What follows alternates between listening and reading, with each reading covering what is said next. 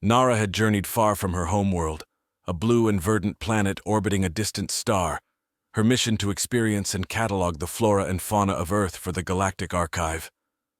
Despite her extensive training and preparation, nothing could have fully prepared her for the peculiar customs, vibrant cultures, and diverse ecosystems of Earth. Her assignment in this foreign world had been largely observational until she encountered something unexpected: a strawberry. On a clear, sunny day, Nara visited a local market, a bustling hub of human activity where vendors offered goods ranging from handcrafted jewelry to fresh fruits and vegetables. The market was alive with colors and sounds, overwhelming yet fascinating. It was there that she first saw them. Small, bright red fruits that seemed to capture the sunlight within their delicate skins. Humans seemed particularly fond of them, and their sweet, enticing aroma drew Nara closer. Curious, she approached an elderly vendor, a woman with smile lines deeply etched into her face and a gentle demeanor. "Would you like to try a strawberry, dear?" the woman asked, offering a basket filled with the ripe fruit. "Yes, thank you. I'm quite interested in experiencing it," Nara responded, her voice tinged with the soft accent of her native language. She carefully selected a plump strawberry, its surface dotted with tiny seeds and a fresh green cap still attached. As Nara bit into the strawberry, the flavor exploded in her mouth. It was unlike anything she had ever tasted, sweet yet slightly tart, with a juiciness that permeated her senses. The fruit's essence seemed to activate sensory receptors she hadn't known she possessed, sending a wave of pleasure throughout her body. The reaction was instantaneous and intense. Nara felt a warmth spreading through her, her heart rate accelerating as her body responded to the new sensation. It was as if the simple act of tasting a strawberry was awakening parts of her being that had lain dormant since her creation. Flustered by the unexpected reaction, Nara struggled to maintain her composure. Humans around her continued their activities, oblivious to the internal turmoil she was experiencing. The elderly vendor watched her with a mixture of concern and curiosity. "Are you all right, dear?" the vendor asked, her eyes peering intently at Nara. "I am, experiencing an unexpected reaction to the fruit. It's quite potent," Nara managed to say, her voice a mix of wonder and caution. "Oh, strawberries can be quite the treat, especially the first time you try them," the woman replied with a chuckle, clearly unaware of the profound effect the fruit had on Nara.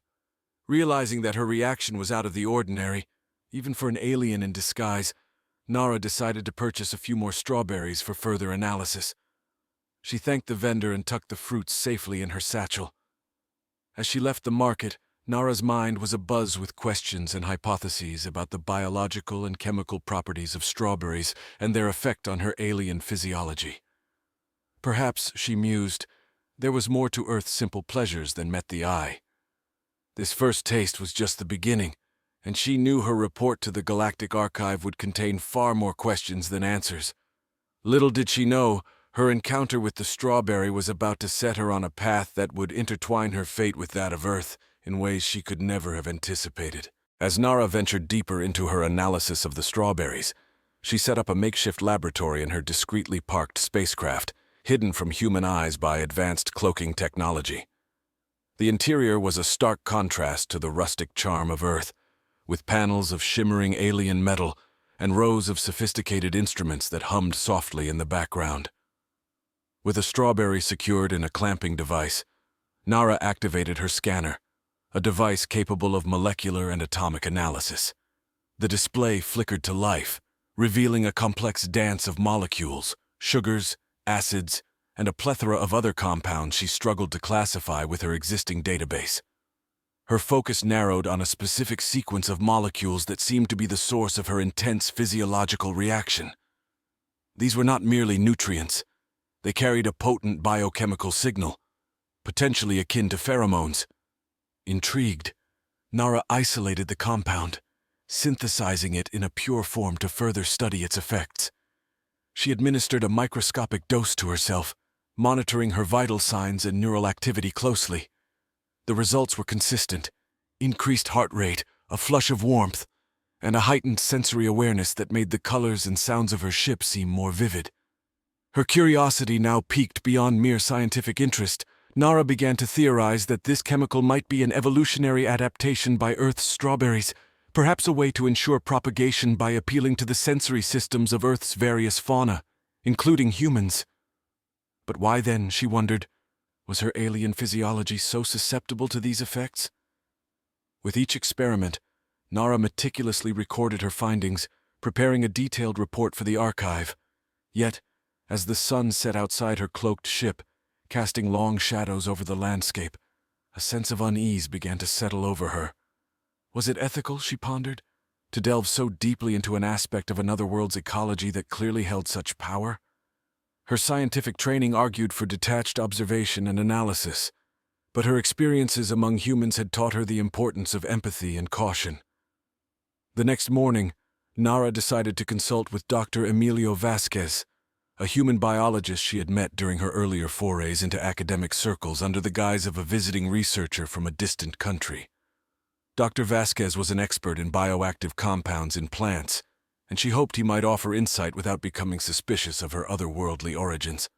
She arranged to meet him at a cafe, a small, cozy place frequented by academics and students alike.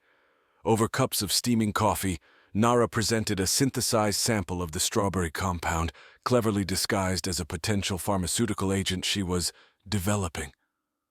Dr. Vasquez examined the compound with interest, his keen eyes scanning the molecular structure Nara displayed on her tablet. "This is remarkable," he murmured, tapping the screen. "It's structurally similar to compounds known to interact with neural pathways in mammals. But I've never seen anything quite this potent. Where did you say you found it?"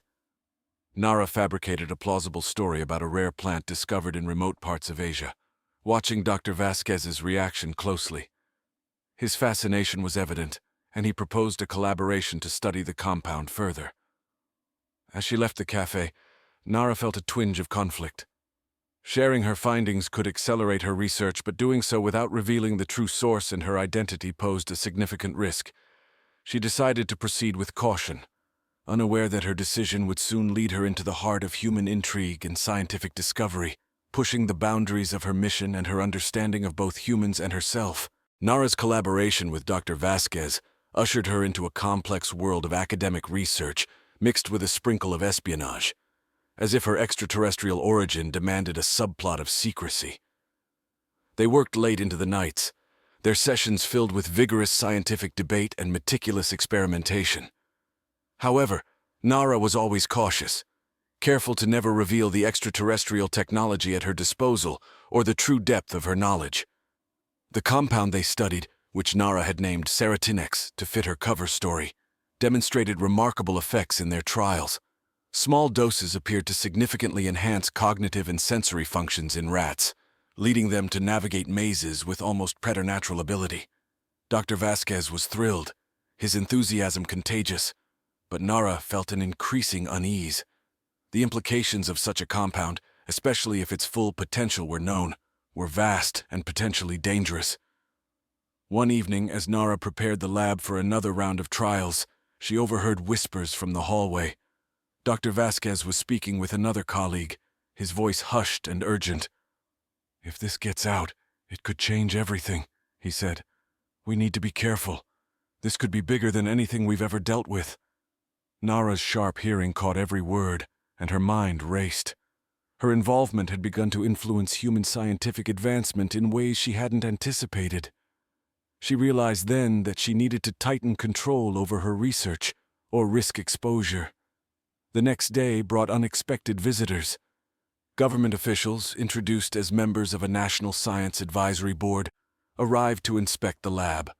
Dr. Vasquez, ever the proud scientist, eagerly shared their preliminary findings, oblivious to Nara's growing concern. The officials were particularly interested in Serotinex, asking pointed questions that hinted at an understanding of its potential that went beyond civilian applications. After the officials left, Nara confronted Dr. Vasquez. "Emilio, we need to talk about the future of this project. There are ethical considerations we haven't discussed." Dr. Vasquez looked at her, puzzled. "Ethical considerations?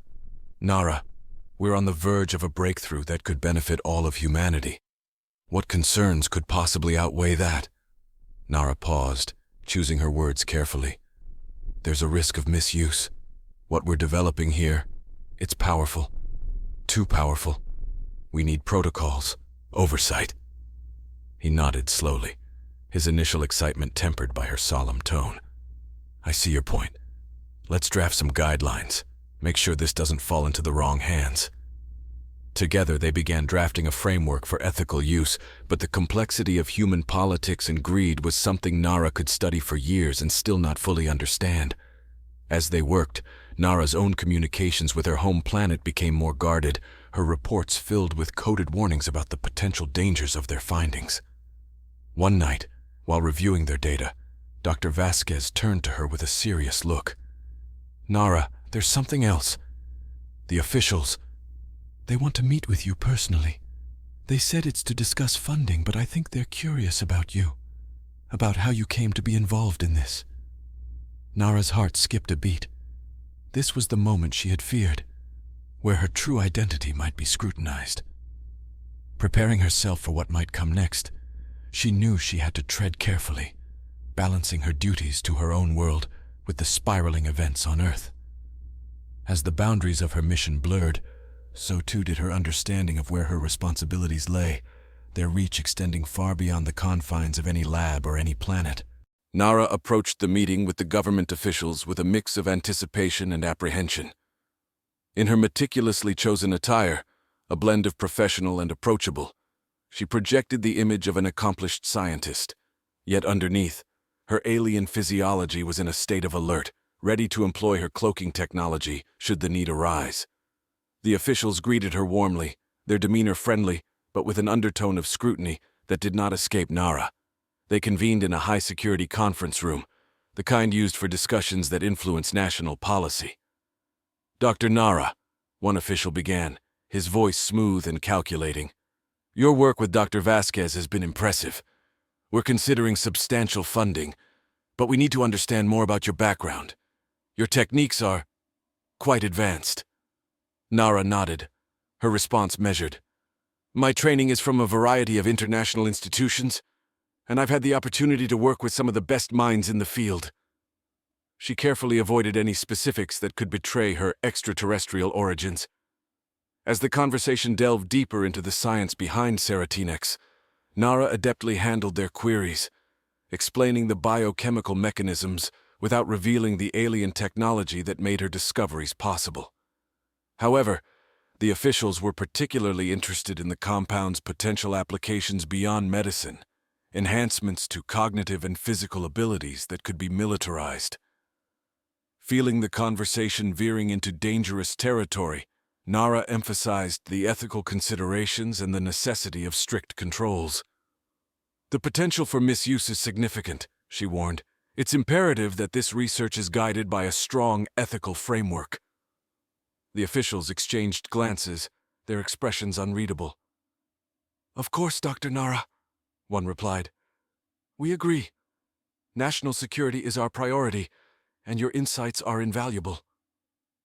After the meeting, Nara felt a mix of relief and unease. She had navigated the immediate challenge, but the interest from the government signaled complications she would need to manage with care. Returning to the lab, she found Dr. Vasquez poring over their latest data, his brow furrowed in concentration. Emilio, Nara began, her tone serious. We need to implement the ethical protocols we discussed sooner rather than later. I believe there's growing interest in Serotinex that could lead to pressures neither of us is prepared for. Dr. Vasquez looked up, his expression sober. I felt that too, after the officials visited. Let's finalize our guidelines and publish them. Transparency might be the best way to protect our research. Together, they worked on their publication, detailing their findings and the proposed ethical uses of Serotinex. Yet, even as they drafted their document, Nara initiated a secondary hidden set of notes to be sent to her home planet. In it, she described the potential dangers of human exploitation of Serotinex, suggesting that her superiors consider intervention if the situation escalated beyond her control. The next few weeks were a blur of activity, as Nara and Dr. Vasquez prepared for an international conference where they were to present their findings. Nara sensed that this would be a turning point, one way or another. She took extra precautions, securing her communications and reinforcing the cloaking protocols of her spacecraft. As the conference approached, Nara's dual roles as a scientist and an interplanetary observer became ever more challenging to balance. Her commitment to both her own world and to the ethical conduct of science on Earth was being tested like never before, each day bringing her closer to a potential revelation that could change everything. As the date of the international conference drew nearer, Nara intensified her preparations, both for her scientific presentation and for any unforeseen complications that might arise from the heightened scrutiny. She re-examined every detail of their research, ensuring that all data regarding Serotinex was accurate, reproducible, and stripped of any trace that could lead back to her extraterrestrial origins. The conference was held in a sprawling complex designed to facilitate the exchange of scientific knowledge among experts from around the globe. As Nara and Dr. Vasquez set up their presentation in the designated hall, filled with the latest in holographic displays and interactive data streams, Nara's senses remained alert to any sign of undue attention. Their session attracted a diverse audience: biologists, neuroscientists, pharmacologists, and representatives from various governmental bodies. As Nara began her presentation, her voice steady and clear, she explained the unique properties of Serotinex, demonstrating its effects through virtual simulations and live data feeds. The audience was captivated, their questions probing but respectful, and Nara handled each with a deft touch, always mindful of the thin line she walked. During a break, as attendees milled around the refreshment tables, a man approached her, his demeanor casual, but his eyes sharp and assessing. "Dr. Nara, impressive work," he began, offering his hand. "I'm Dr. Alan Richter. I specialize in neuropharmacology at the Geneva Institute. I'm curious about the synthesis process of Serotinex. There are complexities there that are quite advanced." Nara shook his hand, feeling the weight of his scrutiny. "Thank you, Dr. Richter. The synthesis involves several proprietary techniques that we're in the process of patenting," she replied, offering a polite but guarded answer. Dr. Richter nodded, seemingly satisfied with her response, but his next words sent a chill down her spine. "I look forward to seeing more about those techniques. Perhaps a demonstration at some point?" His tone was light, but the implication was clear. There was interest in more than just her published results. As the conference concluded, Nara felt a mixture of triumph and trepidation. The scientific community had received their work with enthusiasm, yet the undercurrents of interest from various global powers suggested that the implications of Serotinex were already rippling outward. Back in the lab, Nara shared her concerns with Dr. Vasquez. "Emilio, we need to be more cautious than ever. The attention we're receiving, it's not just scientific curiosity. There's potential for political maneuvering and possibly for conflict." Dr. Vasquez frowned, his usual optimism tempered by the gravity of her words. "What do you suggest?" "We tighten our security on all research data, and perhaps more importantly, we need a contingency plan if things escalate beyond our control," Nara replied. They agreed to implement additional security measures and to prepare for any necessary actions to protect their research. Meanwhile, Nara discreetly sent updates to her home planet, detailing the developments and expressing her growing concern over the possible need for intervention. Her nightly reviews of the day's communications included encrypted transmissions to her superiors, outlining the various players interested in Serotinex and their potential motives. With each report, she felt the dual pressures of her roles converging: her dedication to her scientific principles on Earth and her obligations to her people. In her quarters, late at night, Nara would often pause by the window, looking out at the stars. Earth's sky was beautiful, but it was not hers. Her mission, which had started as a straightforward scientific study, was now a delicate dance on a tightrope of interstellar diplomacy and espionage. Each step had to be measured, each decision weighed with the utmost care, for the stakes were no longer just about science. They encompassed the fate of worlds. As the political and scientific stakes surrounding Serotinex escalated, Nara found herself increasingly caught between her dual identities. Her efforts to navigate the complexities of Earth's geopolitical landscape were compounded by the continued interest from various international bodies, each eager to harness the compound's potential. One chilly morning, an encrypted message arrived from her home planet. It was terse, conveying a sense of urgency and concern. Proceed with caution. Prepare for potential extraction. Nara absorbed the gravity of the situation. The implications were clear. Her mission could be compromised, and the safety of Earth's inhabitants and their sovereign scientific pursuits could be at risk if her true identity were exposed. Later that day, in the privacy of the lab she shared with Dr. Vasquez, Nara broached a subject they had avoided: the potential for their research to be taken out of their hands. "Emilio, we've talked about the dangers of misuse," she began, her tone serious. "But we haven't considered what might happen if I were no longer here to continue our work." Dr. Vasquez looked at her, a furrow of concern marking his brow. "What do you mean? Are you planning to leave?" "Not by choice," Nara said, pausing to choose her next words carefully. "But it's a possibility we must be prepared for. If that happens, I need to know you can carry on our protocols, ensure the research doesn't fall into the wrong hands." Understanding the weight of her words, Dr. Vasquez nodded. "I'll do everything I can. You have my word."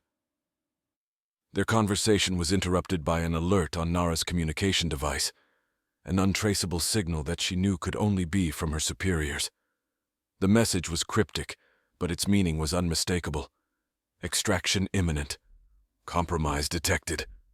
The room seemed to spin as Nara processed the implications. She had very little time, perhaps minutes before her true nature might be forcibly revealed. She turned to Dr. Vasquez, her expression resolute. "Emilio, promise me, whatever happens, protect our work." Before he could respond, the sound of approaching vehicles echoed outside the lab. Nara glanced out the window to see black SUVs pulling up to the building, government emblems visible on their sides. "It's time," she whispered, more to herself than to Dr. Vasquez. Activating her cloaking device, she became a shimmer in the air, barely perceptible. Dr. Vasquez's eyes widened in astonishment, his mouth opening in an unspoken question. "There's no time to explain fully," Nara said, her voice distorted by the cloaking technology. "Remember your promise." With those final words, she slipped out of the lab, moving unseen through the building and out into the early morning light.